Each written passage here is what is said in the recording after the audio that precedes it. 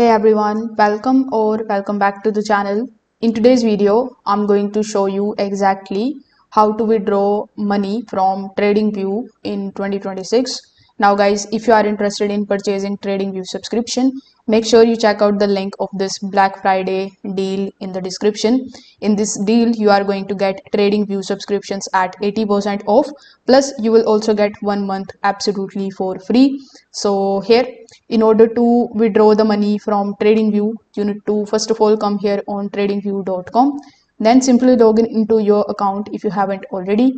Over here, when you click on the option of products, it is going to open the chart in front of you.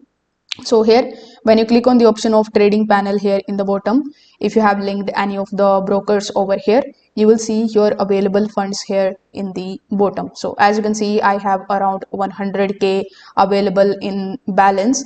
But the thing is that TradingView itself doesn't hold any money. It is only a charting and analysis platform.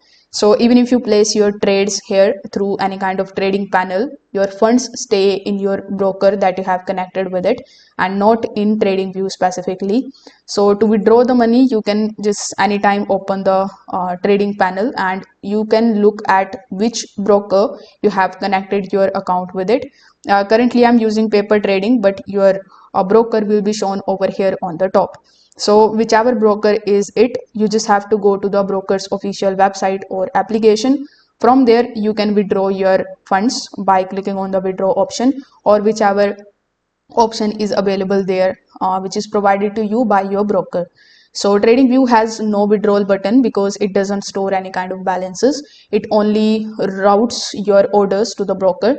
All the deposits and the withdrawals must always be handled through the broker's platform only.